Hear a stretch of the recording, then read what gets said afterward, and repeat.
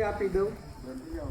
મારું મૂળ વતન છે જુનાગઢ જિલ્લો, મેંદરા તાલુકાનું બરવાળા ગામ, સાસણ ગીર. મારા ગામથી માત્ર 30-35 કિલોમીટર દૂર. અને હાલ ઓબીસી એસસી એસટી સમાજના હક અધિકારો માટે હંમેશા માટે અમે કાર્યરત છીએ અને સમાજને વાસ્તવિક રીતે જાગૃત કરવાનો અમે પ્રયાસ કરીએ છીએ. અને હાલ હું પોતે કોઈ રાજકીય પક્ષમાં જોડાયેલ નથી. તમને આગળ બોલાવવાનું કારણ એ કે આપણે હંમેશા છે ને પાછળ બેસવાનું નક્કી કર્યું છે. આગળ આવવું તો આગળ કઈ રીતે આવવું? પહેલાં તો હું ધન્યવાદ આપું અહીંયાની જે તાલુકા પંચાયતમાં 3 અપક્ષ ઉમેદવારો ઊભા રહ્યા છે તેને ખરેખર આપણે તાળીના ગડગડાટ ચેક પર દૂરથી આપણે કેમ કે આપણા મનમાં એક છે ને ગાંઠ બંધાઈ ગઈ કે પક્ષો ટિકિટ આપે ને તો જ આપણે તાલુકા જિલ્લા પંચાયતમાં જઈ શકીએ, બાકી નહીં. આવું મગજમાં છે ને ગાંઠ બંધાઈ ગઈ છે કે ભાઈ કોઈ પક્ષ ટિકિટ આપે, બરાબર, પક્ષમાંથી જીતીએ તો જ કાંઈક આમ સારું કહેવાય એમ. પણ એવું નથી. જ્યારથી દેશ આઝાદ થયો ત્યારથી આ દેશનું બંધારણ બનાવવામાં આવ્યું.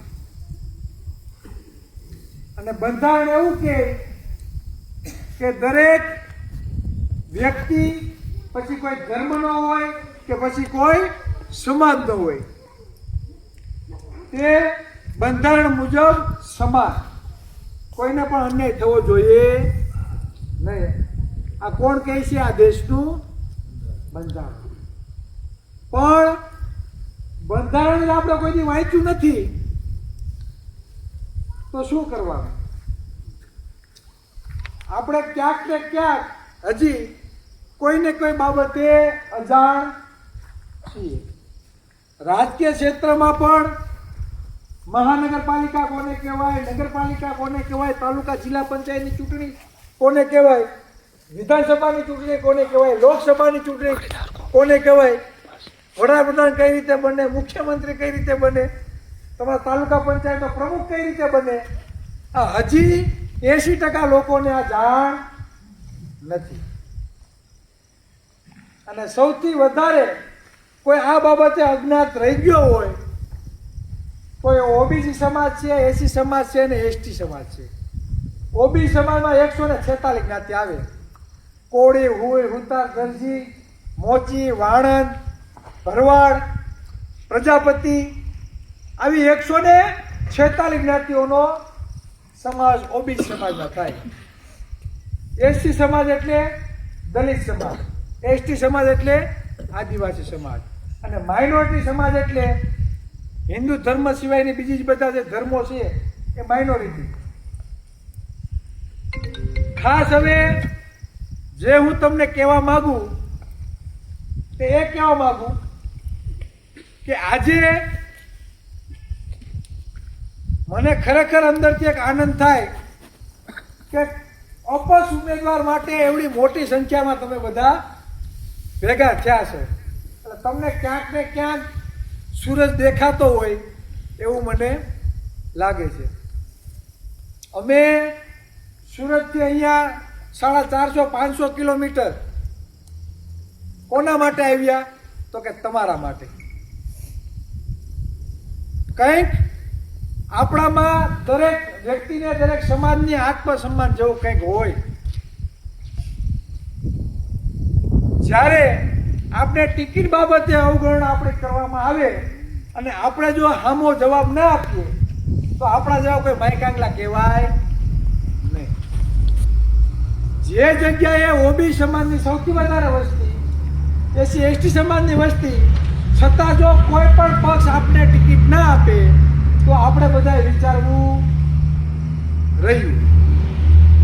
તમને ખબર છે આઝાદી પછી આ ગુજરાતમાં જેના માત્ર 2% મત છે તેના અત્યાર સુધીમાં કેટલા મુખ્યમંત્રી બન્યા ખબર? 8 મુખ્યમંત્રી. આ ગુજરાતમાં માત્ર 2% જેના મત છે એનો અત્યાર સુધીમાં 8 વખત મુખ્યમંત્રી બની ગયા. જેના માત્ર 6% મત છે તેના અત્યાર સુધીમાં 6 વખત મુખ્યમંત્રી બની ગયા.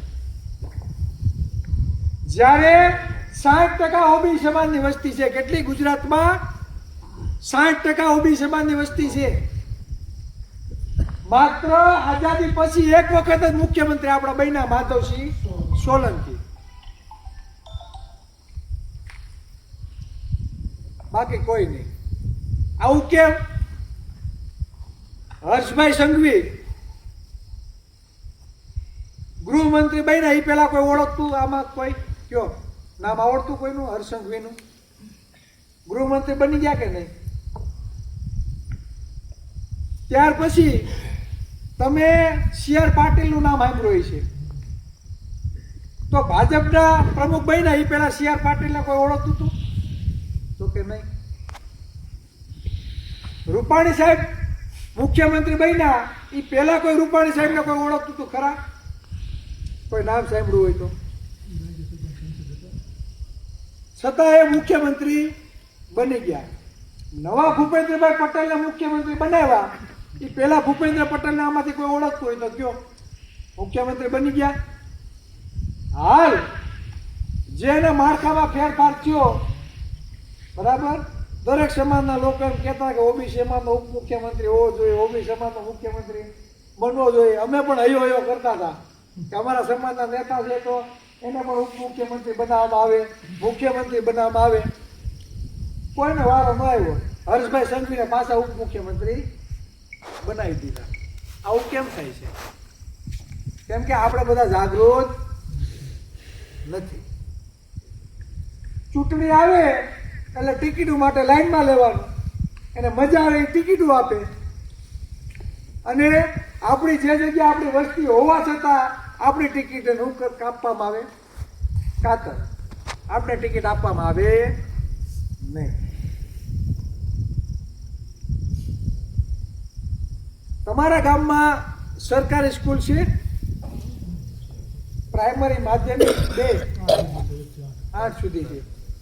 આ ગુજરાતમાં અસંખ્ય સરકારી સ્કૂલોને તાળા લાગી ગયા. જે લોકો આર્થિક રીતે સદ્ધર છે તેના બાળકો ઇંગ્લિશ મીડિયમમાં ભણે કે સીબીએસઈ સ્કૂલમાં ભણે.